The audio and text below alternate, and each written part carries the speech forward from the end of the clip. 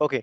सो हम ये देख रहे थे कि ये पी वाला जो आपका पूरा एलिमेंट है और ये वाला जो पी एलिमेंट है, इनका स्ट्रक्चर एकदम सेम है। पहले इमेज आ रही है, देन उसके बाद में आपका पैराग्राफ वाला टेक्स्ट आ रहा है, देन यहाँ पे भी इमेज आ रही है और पैराग्राफ वाला टेक्स्ट आ रहा है। ठीक है। बट जब अपन विजुअली उसको देख रहे हैं तो उसमें कितना डिफरेंस आ रहा है। टेक्स्ट पहले आ रहा है, यहाँ पे इमेज बाद में आ रही है, यहाँ इमेज पहले आ रही है, यहाँ टेक्स्ट बाद में आ रहा है। तो ये जो सिबलिंग वाला जो फंडा होता है ना कि यार कौन किसके बाद में आ रहा है, कौन किसके पहले आ रहा है, ये यहां से मत डिसाइड करना, यहां से डिसाइड करना। आपके जो लोकेटर्स होते हैं ना, वो लोकेटर इस पे चलते हैं, आपके एचटीएमएल कोड पे चलते हैं, लोकेटर इस पे नहीं चलते हैं। ठीक है, ये ध्यान रखना। तो उन लोगों ने कैसे करा, ये टेक्स्ट को पहले करके और इमेज को मतलब टेक्स्ट पहले दिखा दिया, देन उसके बाद में इमेज दिखाई। ये कैसे करा, उन लोगों ने क्या करा, एक फ्लोट करके एक एट्रीब्यूट होता है, प्रॉपर्टी होती है स्टाइल की, वो उन लोगों ने चेंज कर दी। यहाँ पे स्टाइल के अंदर फ्लोट राइट लिख दिया, मतलब ये इमेज जो है वो आपके राइट साइड में दिखेगी पेज के। ठीक है, और बाकी का जो कंटेंट है पूरा वो लेफ्ट में शिफ्ट हो जाएगा और इमेज आपकी राइट में चली जाएगी, जैसे कि दिख रहा है आपको, सेम लाइन में आ गए दोनों, राइट। और यहाँ पे क्या करा, इस पी में उन लोगों ने डिफाइन कर दिया कि जो इमेज और टेक्स्ट है, इन दोनों को साथ में दिखाओ, और जो स्टाइल है, मतलब सॉरी, जो आपका इमेज है उसको लेफ्ट साइड में फ्लोट कर दो, और टेक्स्ट है उसके बाद में कर दो, दिखा दो। बट ये अगर मैं मान लो ये फ्लोटिंग हटाई दूं, एक और पी वाला टैग लगाता हूँ और यहाँ से मैं फ्लोट हटा देता हूँ, तो क्या इम्पैक्ट होगा देखें अपन। अब रन करूं, देखो। सो इसमें देखो, दोनों में डिफरेंस देखो। मैं एक काम करता हूँ, थोड़ा सा और यहाँ पे बॉर्डर वगैरह भी डाल देता हूँ, ताकि अपने को डिफरेंस थोड़ा सा क्लियर हो सके। आईएमजी में नहीं डालता हूँ। Let me put the style in my P, यहाँ डालता हूँ तो डिफरेंस समझ में आएगा आपको। यहाँ पे BORDER border colon 2 pixel solid blue. ठीक है, यही की चीज मैंने क्या करी, नीचे वाले पी में भी डाल दी। ओके, अब रन करूँ। अब बताओ मुझे दोनों में क्या डिफरेंस दिख रहा है। यहाँ पे फ्लोट है, इस वाले में फ्लोट है, और इस वाले में फ्लोट नहीं है। इसमें क्या हुआ ना, आपका क्या है, टेक्स्ट, जो टेक्स्ट है वो उसने क्या करा, आपकी इमेज को एकदम लेफ्ट में पटक दिया, और इमेज का जहां से खत्म हो रही थी, राइट वाला पोर्शन जो था, वहां से उन लोगों ने क्या करा, आपका टेक्स्ट चालू करा है। अगर मैं एक काम करता हूँ, स्टाइल जो है मेरा, बॉर्डर भी अगर मैं इसमें दे दूं, किसमें, आपकी इमेज को भी एक बॉर्डर दे दूं, और यहाँ पे भी इमेज को बॉर्डर दे दूं, तब आपको और अच्छे से क्लियर होगा। रन करूं तो अब ये देखो, ये इमेज की जो आपकी बॉर्डर है, इन लोगों ने क्या करा, इमेज के जस्ट बाद में आपका टेक्स्ट चालू कर दिया है ऊपर से। और अगर आपने कोई फ्लोट नहीं दिया तो उसने नीचे से चालू करा है।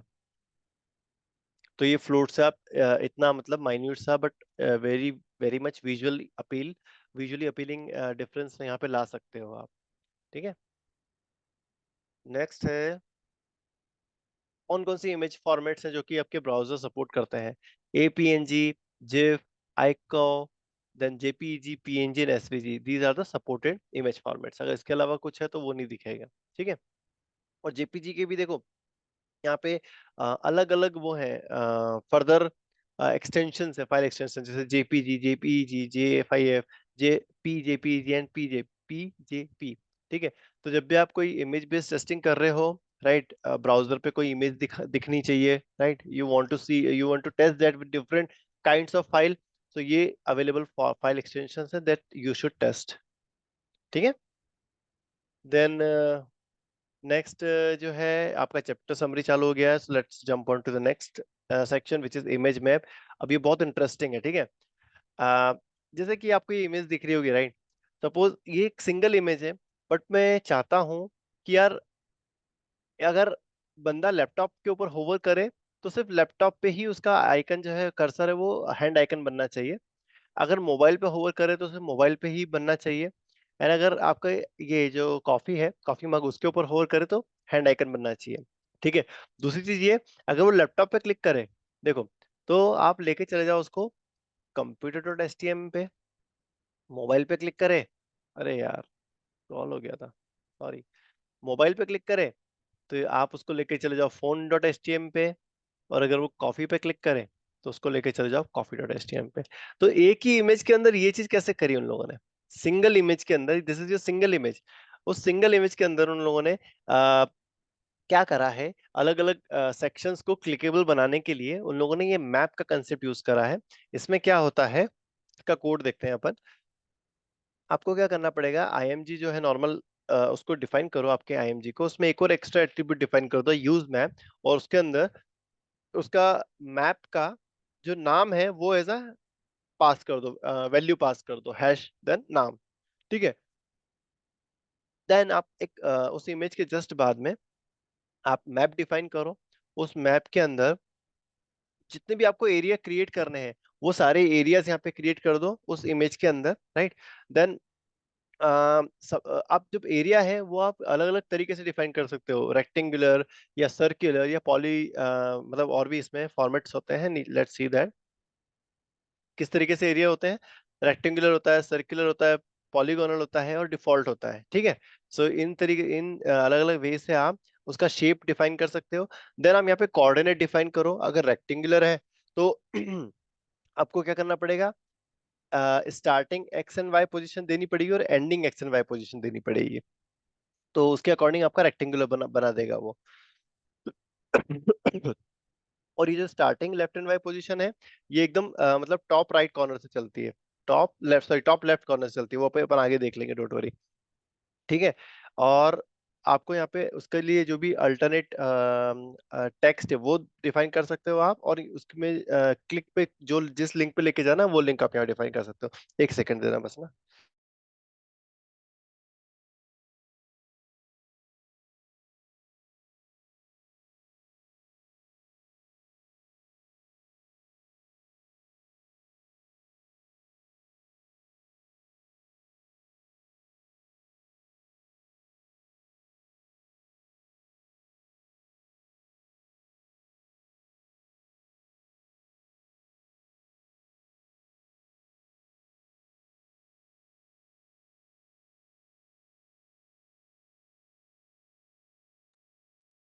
Okay, sorry for that.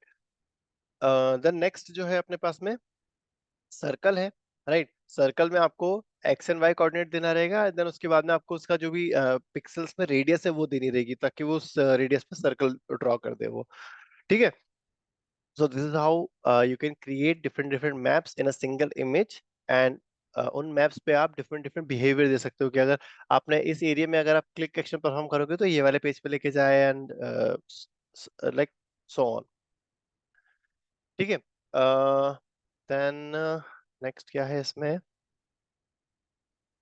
हम्म, अब वो जो आरईसीटी है, जो भी अपन ने मान लीजिए अगर रेक्टेंगल शेप डिफाइन करा, तो उसमें एक्स एंड वाई एक्सिस किस तरीके से काम करती है वो यहाँ पे बता रहा है। कि जैसे अगर 34 44 अगर आपने ये चीज लिखी है ना, तो 34 44 जो है लेफ्ट से 34 pixel from the left and 44 pixel from the top, ये इस तरीके से आपका काम करता है ये। ठीक है, तो ये पिक्सल्स आपको कैसे निकालोगे वो आपका लुकआउट है, आपको जैसे निकालना हो निकाल लो आपकी इमेज के बेस पे ये पिक्सल्स। ठीक है, देन आप ये इमेज पिक्सल एक बार निकाल लिया आपने, तो उस हिसाब से आप उसका लेफ्ट से 34 डिफाइन करो एंड देन टॉप से आप 44 डिफाइन करो, तो ये वाले पॉइंट पे आपका अ, एक स्टार्टिंग पॉइंट बन जाएगा रेक्टेंगल का।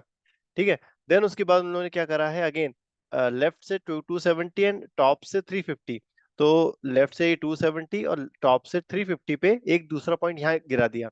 तो ये वाले और ये वाले पॉइंट में जो रेक्टेंगल बन रहा है ना, ये आपका लैपटॉप का रेक्टेंगल बनेगा, right. Then let's see for the circle. अब सर्कल के लिए इन लोगों ने क्या करा, first locate the coordinate of the centre of the circle. अब इस सर्कल का जो सेंटर होगा उसका कोऑर्डिनेट डिफाइन आपको डिफाइन करना पड़ेगा। This will be from the left and this will be from the top. तो ये लेफ्ट से 337 और टॉप से 300 यहाँ बन गया। देन उसके बाद में आपको उसकी रेडियस डिफाइन करनी पड़ेगी सर्कल की, वो पिक्सल्स पे रहेगी। जैसे आपने मतलब वो भी वो वाली वैल्यू भी दी है, तो वो यहाँ से एक सर्कल ड्रॉ कर देगा, क्लिकेबल एरिया डिफाइन कर देगा। ठीक है, एंड पॉली को यूज करके आप 1 सेकेंड, ओके, पता नहीं क्या हुआ है। पॉली को यूज करके आप क्या कर सकते हो, different X and Y coordinate दे सकते हो।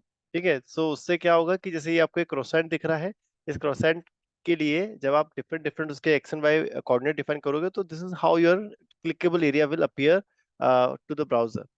ठीक है, एंड ऑल्सो दोस्तों you can call the JavaScript का फंक्शन। ओके, जावास्क्रिप्ट का फंक्शन भी आप कॉल कर सकते हो, जैसे अपन वहाँ पे एचआरईएफ के साथ में अपन यहाँ पे एक जावास्क्रिप्ट का फंक्शन भी डिफाइन कर सकते हैं, जिसपे जिसके जो कॉल होगा when we perform the click action on that area, right. Then इसको अपन करके देख लेते हैं क्विकली, है ना। ये वाले को मैंने वहां पे ऊपर एग्जांपल दिखाई दिया था, अब एक जावास्क्रिप्ट वाला भी देख लेते हैं अपन, है ना। ठीक है, सो इसमें क्या होगा, इन लोगों ने यार किस में डिफाइन करा है, IMG work area work map circle के अंदर कॉफी एसटीएम पे उन लोगों ने ये वाला फंक्शन लगाया है। तो मैं अगर जैसे यहाँ पे क्लिक करूंगा तो मेरा एक अलर्ट भी ओपन होना चाहिए, क्योंकि इस फंक्शन के अंदर उन लोगों ने एक कोड लिखा हुआ है जावास्क्रिप्ट का कि अलर्ट दिखाओ, you click on the coffee cup. ठीक है, so let me click on this. देखो ये अलर्ट आ गया, you click on the coffee cup and if I click okay, then उसने फर्दर नेविगेशन परफॉर्म करवा दिया। ठीक है, now let's see the next thing. ये चैप्टर समरी खत्म। Background images. जब भी आप किसी मॉडर्न वेबसाइट पे लोड मतलब नेविगेट करते हो, ओपन करते हो उसको, तो उसमें कभी भी ऐसा वाइट बैकग्राउंड नहीं होता जैसा भी यहाँ पे आपको दिख रहा है। उसमें क्या होता है कि उनका बैकग्राउंड काफी विजुअली अपीलिंग रहता है, it's it's completely different from this. कोई सॉलिड कलर नहीं होता है, राइट। तो वो चीज वो लोग कैसे अचीव करते हैं उसको, वो क्या करते हैं, एक इमेज को उनके बैकग्राउंड में सेट कर देते हैं। ठीक है, इमेज होती है वो बैकग्राउंड पर जो इतनी विजुअली अपीलिंग होती है ना, वो एक इमेज दिखती है आपको, राइट। तो आप किसी इमेज को आपके पूरे वेब पेज का बैकग्राउंड कैसे सेट कर सकते हो, उसके लिए आपको यहाँ पे एक स्टाइल वाला जो आपका एट्रीब्यूट है उसके अंदर एक प्रॉपर्टी डिफाइन करनी पड़ेगी, बैकग्राउंड इमेज। एंड देन इस बैकग्राउंड इमेज के अंदर आपको यूआरएल देना पड़ेगा उस इमेज का। ठीक है, तो एंड दिस होल थिंग, अच्छा किसी एक स्पेसिफिक आप एलिमेंट पे भी ये डिफाइन कर सकते हो, या आप अगर बॉडी में डिफाइन कर दिया आपने, किसी बॉडी वाले एलिमेंट पे अगर आपने डिफाइन कर दिया तो पूरे वेब पेज पे ही वो बैकग्राउंड इमेज चिपक जाएगी। अगर आपने किसी एलिमेंट पे डिफाइन किया तो उस एलिमेंट पे बैकग्राउंड इमेज चिपक जाएगी। So let's see that, right. Run करते हैं अपन इसको। देखो अभी उसने क्या करा है, जो पी वाला एलिमेंट है ना, उस पे उसने एक लड़की की इमेज को as a background image set किया है। तो दिख रहा है आपको, ये टेक्स्ट के जस्ट पीछे आपको देखो यहाँ पे एक लड़की की इमेज दिख रही है। अगर मैं इसका जो साइज है थोड़ा सा और बढ़ा दूं, मतलब जो टेक्स्ट का साइज बढ़ा दूं, ये देखो, आर यू एबल टू सी लड़की की इमेज, राइट। अच्छा एक चीज और नोटिस करी होगी आपने, जैसे ही मैंने टेक्स्ट बढ़ाया तो ये जो इमेज है ये रिपीट हो रही है। मतलब इमेज का जो डिफॉल्ट साइज था वो सिर्फ इतना था, बट स्टिल जो हमारे पास में एरिया था वो काफी ज्यादा था, तो ब्राउजर ने बाय डिफॉल्ट क्या किया, उस इमेज को रिपीट कर दिया। ठीक है, तो ये एक प्रॉब्लम है जिसका सॉल्यूशन उन लोगों ने बाय डिफॉल्ट दिया हुआ है अपने को। जैसे देखो दिख रहा है ना एग्जांपल, तो उन लोगों ने क्या बोला है कि आप बैकग्राउंड रिपीट एक वाली प्रॉपर्टी होती है उसको सेट कर दो, नो रिपीट।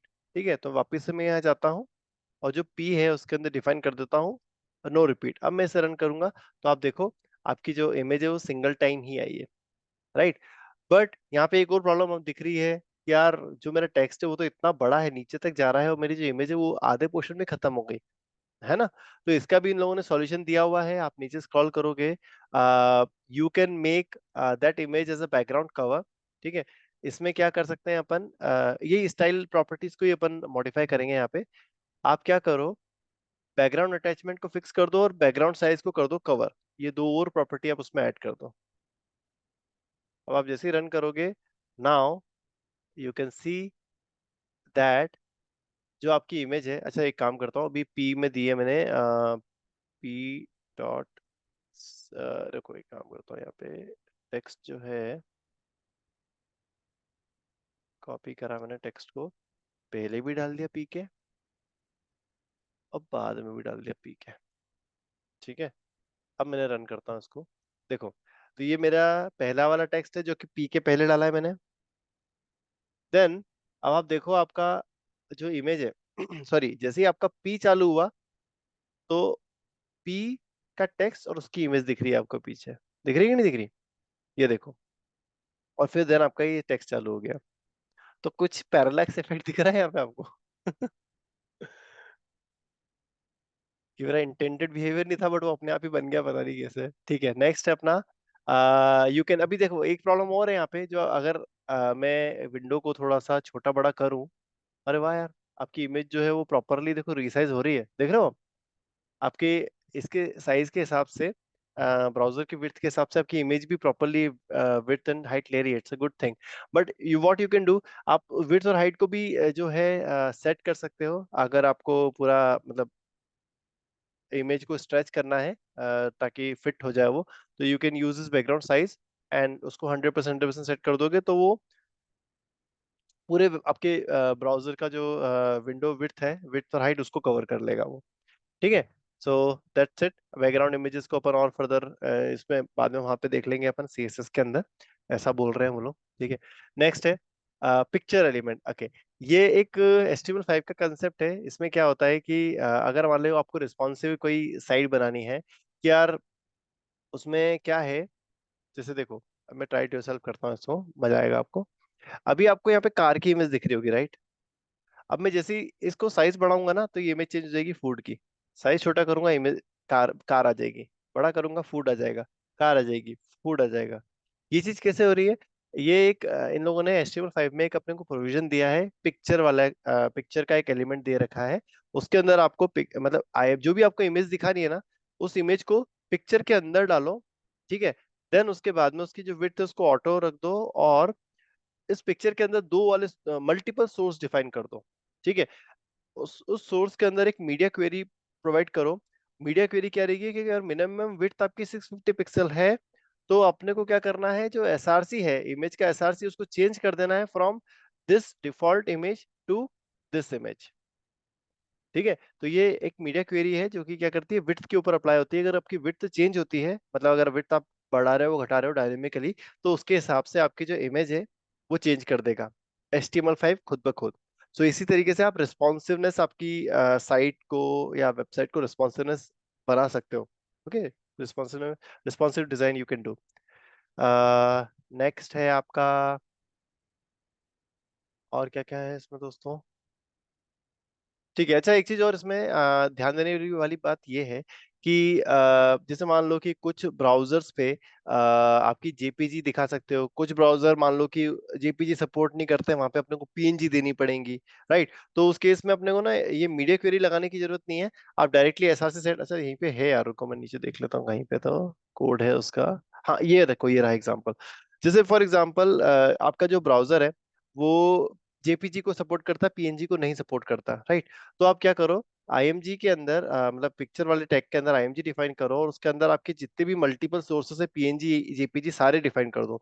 तो ब्राउजर अपने आप खुद ब खुद जो उसका सपोर्टेड फॉर्मेट है ना, उसको पिक कर लेगा फ्रॉम दिस डिफाइंड सोर्सेस, और जो उसके सपोर्टेड नहीं है उनको इग्नोर कर देगा। मतलब जो पहला वाला सपोर्टेड है उसको दिखा देगा, और बाकी सबको इग्नोर कर देगा। ठीक है, this is how it works. So this is it about the picture element. Then we have HTML5 icon. ठीक है, 5 आइकन क्या होता है? आपको ये ऊपर ये दिख रहा है छोटा सा आइकन, एक छोटा सा आइकन यहाँ पे दिख रहा होगा, एक प्लस का आइकन यहाँ दिख रहा है, देन एक स्लाइड का आइकन यहाँ दिख रहा है, डॉक का आइकन यहाँ दिख रहा है, यूट्यूब का वेबसाइट का आइकन, लोगो। वेबसाइट का लोगो। लोगो लाइक। लोगो, लोगो तो ये होता है, ये आइकन होता है, देखो ना। लोगो मतलब कि W3 स्कूल्स वाला ये पूरा आपका लोगो है, and this is your icon, जो आप टाइटल में डिफाइन करते हो, टाइटल के साथ में आता है, राइट? ओके। तो क्यों? अ, क्योंकि अभी लास्ट वीक ही करा सर टेस्टिंग में, इसलिए हाँ पता। हाँ हाँ, राइट राइट राइट। तो ठीक ठीक। इसमें क्या होता है ना भाई, जो ये आइकन्स है ना, ये कैसे डिफाइन करते हैं डेवलपर्स? आइकन के लिए आपको क्या करना पड़ेगा, जो आपका हेड वाला सेक्शन है ना, आपके HTML का हेड वाला सेक्शन, वहां पे आपको एक लिंक वाले एलिमेंट के अंदर लिंक वाला एलिमेंट आपको डिफाइन करना पड़ेगा, और उसके अंदर आपको REL में बताना पड़ेगा कि भैया क्या किस टाइप की लिंक है ये। देन टाइप में बताना पड़ेगा इमेज एक्स आइकन, और HREF में आपको अपनी जो आइकन है उसका पाथ देना पड़ेगा। तो ये जो फेव आइकन डॉट आइको, ये सबसे मतलब बोलना चाहिए लोकप्रिय सिंटेक्स है, जो कि सभी लोग यूज करते हैं इसको। और इसको रखने का तरीका क्या होता है, आपकी जो प्रोजेक्ट का रूट है वहां पे एक इमेजेस का फोल्डर बना के वहां पे आप अपना फेव आइकन पटक दो। सो दिस इज द डिफॉल्ट, क्या बोल सकते हैं इसको, बेस्ट प्रैक्टिस। बट स्टिल यहाँ पे आप इस ICO की जगह आप कोई भी फॉर्मेट दे सकते हो, JPG, IMG, वट एवर। ठीक है, जो भी आप इमेज यहाँ पे डिफाइन करोगे हेड के अंदर, इस लिंक के एलिमेंट को यूज करके, it will appear as an icon, favicon of your website. ठीक है, और ये सारे आपके फॉर्मेट्स हैं जो ये सभी ब्राउजर सपोर्ट करते हैं, तो सभी के आगे ये है, so don't worry. Any image you can use. ठीक है, बस इसका एक बेसिक सा सिंटेक्स है कि इमेज बहुत छोटी सी होनी चाहिए, वो बहुत स्मॉल साइज की होनी चाहिए, और उसका हाई कॉन्ट्रास्ट की इमेज होनी चाहिए कि यूजर को अलग से दिखे वो इतने से स्पेस में। ठीक है, देन नेक्स्ट जो है वो देख लेते हैं अपन, पेज टाइटल। तो अब देखो ये ऊपर दिख रहा है HTML page, then book card, training plan, W3 school try reader. तो ये जो टेक्स्ट आपको यहाँ दिख रहा है ना, ये कैसे आ रहा है यहाँ पे? ये आ रहा है दिस टाइटल, इस टाइटल वाले एलिमेंट की वजह से आ रहा है। अगेन, इस टाइटल वाले एलिमेंट को भी हम हेड वाले सेक्शन के अंदर ही डिफाइन करते हैं। ठीक है, तो this is about the title. अब आ गया अपना जो, जिसमें अपन ऑटोमेशन में सबसे ज्यादा जो अपन काम करेंगे ना, वो वाले एलिमेंट अब चालू हो गए हैं। आप किसी भी लिस्टिंग पे अगर काम कर रहे हो, लिस्टिंग मतलब कि अगर मान लो आपने कोई यूजर को सेव करा, अब सेव करने के बाद सेव्ड यूजर को आप चेक करोगे जाकर, तो एक लिस्ट में जाके डिफाइन देखोगे ना कि यार वो टेबल में जाके देखोगे कि वो आपका यूजर आया कि नहीं वहां पे। सो वो टेबल्स कैसे क्रिएट होते हैं? जो डिफॉल्ट टेबल है, आप HTML5 क्या बोलता है कि हमें अगर डेटा को टेबुलर स्ट्रक्चर में दिखाना है तो हम कैसे दिखा सकते हैं, so that we will be seeing over here. तो HTML table allow the web developer to arrange the data in rows and columns. So rows and columns format में हम डेटा को प्रेजेंट कर सकते हैं using this HTML table. Then एक quick example यहाँ पे दिख रहा होगा आपको, ये एक टेबुलर फॉर्मेट में डेटा पूरा स्ट्रक्चर किया हुआ है। यहाँ पे कंपनी, कॉन्टैक्ट एंड कंट्री, ये एक सिंगल रो में, ये हेडर रो है। क्या बोलते हैं इसको? Header row. Company, contact and country जो है एक सिंगल रो में आपके हेडर वाले डेटा डिफाइन करे हुए हैं, एंड देन उसके बाद में आपके ये जो है नीचे उनका डेटा है, इंडिविजुअल इंडिविजुअल रो का इंडिविजुअल इंडिविजुअल डेटा यहाँ पे डिफाइन कर रखा है अपन ने। तो इस डेटा को, अगर इस पूरे टेबल को हमको रिक्रिएट करना है यूजिंग HTML, तो हाउ विल डू दैट? सबसे पहले तो आपको क्या करना पड़ेगा, एक टेबल का टैग डिफाइन करना पड़ेगा। उस टेबल के टैग के अंदर आप क्या कर सकते हो, मल्टीपल रोज डिफाइन कर सकते हो। तो ये आपका एक रो है, देन आपका ये सेकंड रो है, ये आपका थर्ड रो है। ठीक है, हर रो के अंदर आप उस रो के अंदर क्या कर सकते हो, सेल डाल सकते हो। रो के अंदर आप उसके एक मतलब कॉलम डाल सकते हो या सेल डाल सकते हो। तो वो कैसे डिफाइन किया है देखो, कि TH से डिफाइन कर दोगे तो it will become a header. ये हमेशा हेडर जो है फर्स्ट रो बनती है, TH हमेशा फर्स्ट रो के अंदर आता है। अगर आपने TD से डिफाइन करा तो it will become the table data. TD को बोलते हैं टेबल डेटा। तो यहाँ पे देखो, इस रो के अंदर भी आपने 3 हेडर वाले डेटा डिफाइन करे हुए हैं, और यहाँ पे आपने नॉर्मल जो है 3 टेक्स्ट डेटा स्टोर डिफाइन किया हुआ है। यहाँ पे अगेन, यहाँ पे भी आपने 3 टेक्स्ट डेटा डिफाइन किया है। तो ये HTML को अगर मैं ट्राई टू सॉल्व करूंगा, तो you can see how it is looking like on a web page. ठीक है, देख रहे हो? अगर मान लो मुझे यहाँ पे एक न्यू रो ऐड करनी है, तो वो कैसे करूंगा मैं? यहाँ पे ये TR को कॉपी करूंगा, देन यहाँ नीचे उसको पेस्ट करूंगा टेबल के अंदर ही। अब मुझे जो नाम देना, जो डेटा देना, वो दे दूंगा मैं। जैसे मुझे मान लो यहाँ पे S देना है, यहाँ पे भी S देना है, और यहाँ पे मुझे R देना है। ठीक है, अब मैं इसे रन करूंगा तो a new row will be added with the company S, contact S and country R। ठीक है, I can modify any value as well. ठीक है, रन करूंगा, देखो मैं अभी यहाँ पे US आ गया, अल्फ्रेड फंक जो भी है उसके आगे US आ गया, right? So this is the basic structure. अब ये जो TD है ना दोस्तों, इस TD के अंदर ये जो टेक्स्ट है, इसके अलावा आप कुछ भी दे सकते हो। टेक्स्ट के अलावा, टेक्स्ट की जगह आप इमेज दे दो, और मल्टीपल इमेजेस दे दो। इस TD के अंदर आप कोई अलग दूसरी टेबल डिफाइन कर दो। यहाँ पे सब कुछ चलता है, जो जो एलिमेंट आपके पास अभी तक आपने डिस्कस करे, वो सारे एलिमेंट आप यहाँ पे दे सकते हो TD के अंदर। ठीक है, so let's move forward. A table cell can contain all sorts of HTML element, text, images, list, links, other tables, etc. ठीक है, टेबल रो TR से डिफाइन की जाती है। ठीक है, देन हेडर्स जो होते हैं वो TH से डिफाइन कर सकते हैं, और उसको फर्स्ट जो है आपका फर्स्ट रो के अंदर आपको TH से आप हेडर डिफाइन कर सकते हो। It will appear little bit boulder, boulder text दिखेंगे वो आपको। ऑलराइट, देन नेक्स्ट है आपका, इसमें क्या क्या है? ये डिफरेंट डिफरेंट HTML टैग्स हैं which you can use while working with table. Then start, देखो टेबल हमेशा स्टार्ट होती है आपकी टेबल टैग से, और एंड भी टेबल टैग से होती है। देन आपका हेडर जो है, हेडर डेटा वो TH से स्टार्ट होकर TH पे एंड होता है। देन अगर रो है, वो TR से स्टार्ट होकर TR पे एंड होगी। TD पे टेबल डेटा जो है, एक सेल जो है वो TD से स्टार्ट होकर TD पे एंड होता है। अगर आपको कोई कैप्शन डिफाइन करना है टेबल का, तो you can define using this caption. You can group one or more columns in table formatting for formatting, ये कॉल ग्रुप से आप जो कॉलम्स को वो कर सकते हो, ग्रुप कर सकते हो। इसका एक एग्जांपल अपन आगे देखेंगे यहाँ पे है, देखो कॉल स्पान और ये जो है ना, यहाँ पे पूरा इन लोगों ने प्रॉपर्ली एक्सप्लेन किया हुआ है, वहाँ पे देख लेंगे अपन। नेक्स्ट है अपना COL, specify column properties for each column with in the call group element. ठीक है, एक कॉल ग्रुप एलिमेंट के अंदर जितने भी कॉलम्स होते हैं उनकी अपन प्रॉपर्टी डिफाइन कर सकते हैं। टी हेड जो है वो हेडर कंटेंट को ग्रुप करने के लिए काम आता है। टी बॉडी बॉडी को ग्रुप करने के काम आती है। टी फुट फुटर कंटेंट के को ग्रुप करने के काम आता है। ठीक है, नाउ अब जैसे देखो आप, let's jump on to the table border. अगर आप define table normal table define कर रहे हो ना, तो इसकी बॉर्डर इस तरीके से दिखेगी। एक टेबल की आउटर बॉर्डर रहेगी और उसके अंदर जितने भी सेल है, हर सेल की अपनी इंडिविजुअल बॉर्डर रहेगी, जैसे कि अपने ट्राइड आउटर में भी देखा था। एक टेबल की डिफॉल्ट बॉर्डर आ रही है यहाँ पे, और उसके फिर हर सेल की अपनी अपनी इंडिविजुअल बॉर्डर आ रही है। ठीक है, ये जो डिफॉल्ट बिहेवियर है, आप इस डिफॉल्ट बिहेवियर को कम्प्लीटली चेंज कर सकते हो यूजिंग द CSS। आप चाहो तो टेबल TH और TD का जो है सभी का एक साथ डिफाइन कर दो कि उनकी जो बॉर्डर रहेगी 1 पिक्सल सॉलिड ब्लैक रहेगी। आप इसे ट्राई आउट एडिटर करोगे, है ना, तो ये क्या होगा, this is how it will look like. ठीक है, आप चाहो तो 2 की जगह इसको कर दो 1 की जगह 2 पिक्सल कर दो, तो सभी की जो वो है बॉर्डर है वो थिक हो गई, right. This is how you can modify the table borders, मतलब टेबल के हर एलिमेंट की बॉर्डर या इवन टेबल की भी बॉर्डर आप इस तरीके से मॉडिफाई कर सकते हो। ब्लू की जगह ब्लैक की जगह आपको ब्लू कलर चलाना है, you can do like this, right. Then आप कोलैप्स भी कर सकते हो, राइट। उसके लिए आपको क्या करना पड़ेगा, ये बॉर्डर कोलैप्स वाला ये प्रॉपर्टी यूज करनी पड़ेगी। इसको अपन जैसे ही करते हैं तो देखो क्या करा है, टेबल TH TD के अंदर उसने बॉर्डर कोलैप्स कर दिया, तो अब देखो इसमें कितना ह्यूज डिफरेंस आ गया। पहले कैसा दिख रहा था, अब कैसा दिख रहा है। You can see that readability is increase, इसमें रीडेबिलिटी काफी इंक्रीज हो रही है आपकी, राइट। देन नेक्स्ट है आपका, आप टेबल बॉर्डर को और फर्दर स्टाइल दे सकते हो, राइट। मतलब आप ये देखो कितने कितने अलग अलग तरीके से आप टेबल को स्टाइलिंग दे सकते हो यहाँ पे, राइट। सो अपन एक काम करते हैं, ये वाला एग्जांपल देखते हैं, ठीक है। ये देखो टेबल आप ऐसे भी दिखा सकते हो, it will look like a form, right. So this is how, मतलब ये डिफरेंट डिफरेंट स्टाइलिंग है आपकी बॉर्डर टेबल बॉर्डर्स की। नेक्स्ट है टेबल का size. HTML table can have different sizes for each column, row and entire table.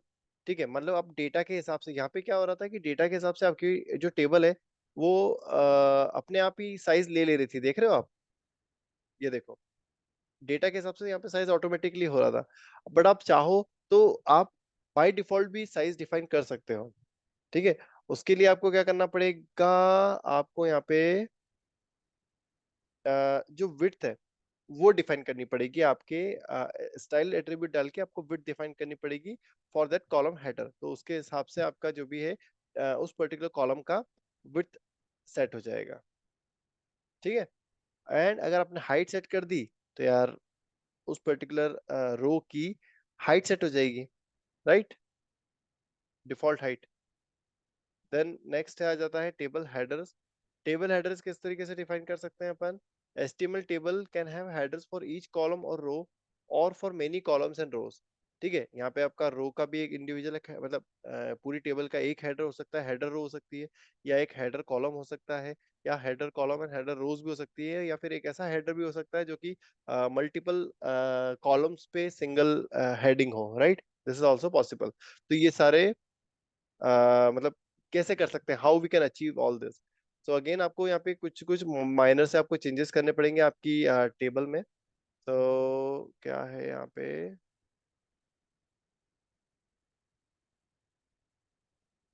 एक minute है ना, वर्टिकल टेबल हेडर्स।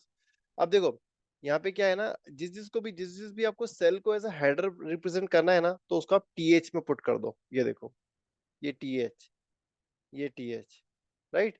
और ऊपर आप देखोगे तो यहाँ पे सिंगल रो के अंदर सारे TH थे, और यहाँ पे आपकी हर रो का पहला जो एलिमेंट है वो TH है। ठीक है, अब आपको अगर मान लीजिए अलाइनमेंट देना है कि बाय डिफॉल्ट हेडर आपके हमेशा सेंटर में आते हैं, but you want them to come to the left align, तो आप उसमें TH में टेक्स्ट लाइन लेफ्ट डिफाइन कर दो, तो वो सब जो हेडर्स हैं वो लेफ्ट में दिखने लगेंगे। ठीक है, अब जैसे मान लीजिए एक ही हेडर आपको मल्टीपल कॉलम पे लगाना है, तो उसके लिए आपको है कॉल स्पान वाला यूज करना पड़ेगा। ठीक है। तो पहले टीआर के अंदर आप सिर्फ दो वो यूज करो, मतलब दो हेडर दो, और पहले वाले हेडर का कॉल स्पान 2 दे दो। तो वो क्या करेगा, इसका और इसका जो है, मतलब यही समझ लो कॉल स्पान 2 दिया तो ये दो कॉलम के ऊपर अप्लाई हो जाएगा, ये वाला टीएच। एंड देन उसके बाद में जो आपका थर्ड, जो भी एलिमेंट है आपका नेक्स्ट है, वो as a third column put down हो जाएगा यहाँ पे। ठीक है। देन टेबल कैप्शन, जो ये जो ऊपर दिख रहा है multi saving, this is your caption, caption का एग्जांपल है। तो टेबल के अंदर ये इस तरीके से अगर अपन ने कैप्शन डिफाइन कर दिया, तो it will look like this. ठीक है, सो इसको देख लेते हैं अपन।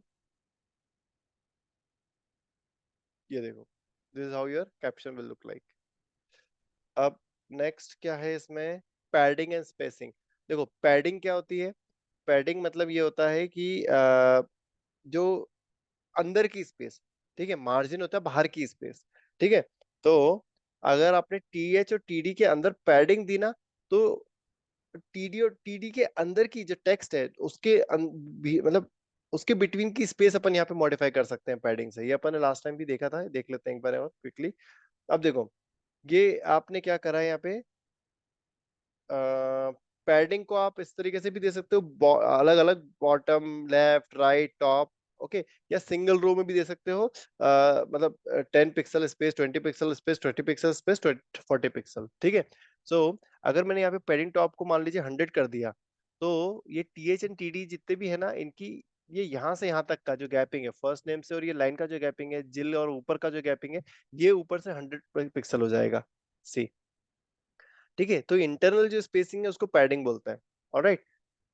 अगर आपको मान लो cell spacing is the space between each cell, by default the space is set to 2 pixel. To change the space between table cells, use the border spacing property on the table element. अब इसको अपन apply करके देखते हैं कि क्या चीज है। ठीक है।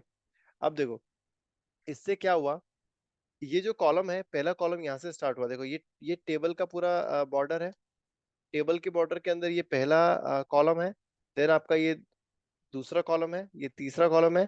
तो ये इसमें देख रहे हो, यहाँ से बाहर की इन टेबल सेल की बाहर की जो स्पेस है टेबल के अंदर, बट टेबल कॉलम के सेल डेटा के बाहर की स्पेस, ये ऊपर वाली, देन ये राइट वाली, देन ये लेफ्ट वाली, एंड देन ये नीचे वाली। तो ये स्पेस जो है ये कंट्रोल होती है बॉर्डर स्पेसिंग से। ठीक है। नेक्स्ट है column span and row span. ठीक है। Column span and row span से आप क्या कर सकते हो, एक हेडिंग को मल्टीपल कॉलम पे या एक मतलब अगेन मल्टीपल रो पे भी अप्लाई कर सकते हो। सर ठीक है। Sir sir, yes. पैडिंग किसको बोला, जो अंदर जैसे ये नेम लिखा है, इसके अंदर का जो स्पेस है वो रहेगा पैडिंग? पैडिंग मतलब ये समझ लो, जैसे अप्रैल लिखा हुआ है, ये टेक्स्ट है तुम्हारा, है ना।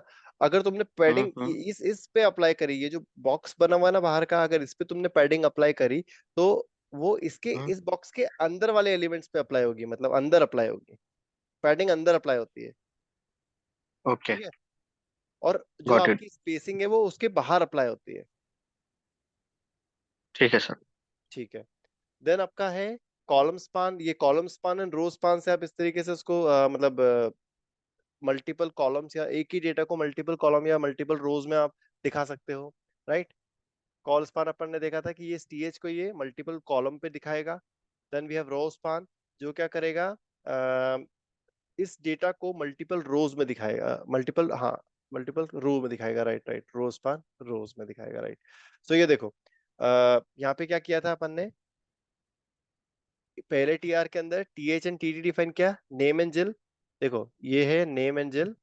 देन उसके बाद उन लोगों ने क्या करा, सेकंड वाले में जो टीएस था उसको रो स्पान 2 दे दिया, मतलब ये फोन जो है ये सेकंड वाले कॉलम पे भी अप्लाई, सेकंड वाली रो में भी अप्लाई होगा, थर्ड वाली रो में भी अप्लाई होगा। राइट। देन उसके बाद में उसने जो थर्ड रो लिया, उसमें सिर्फ और सिर्फ उसने डेटा डिफाइन करा, तो ऑटोमेटिकली जो डेटा है वो उन लोगों ने इसके जस्ट बाद में डिफाइन कर दिया। ठीक है। Then table styling. Table styling ये जो है, इसको सीएसएस अप्लाई करके अपन यहाँ पे स्टाइलिंग दे सकते हैं। अगर टीआर का चाहे अपन ने इवन का बैकग्राउंड कलर ये सेट किया, तो अब this is how it will look like. ठीक है। अगर आपने फर्दर इसको और कॉम्प्लिकेट किया, तो आप अलग अलग जेब्रा स्ट्राइक्स वगैरह जो भी देना चाहो वो सब आप दे सकते हो। नेक्स्ट है आपका कॉलम ग्रुप।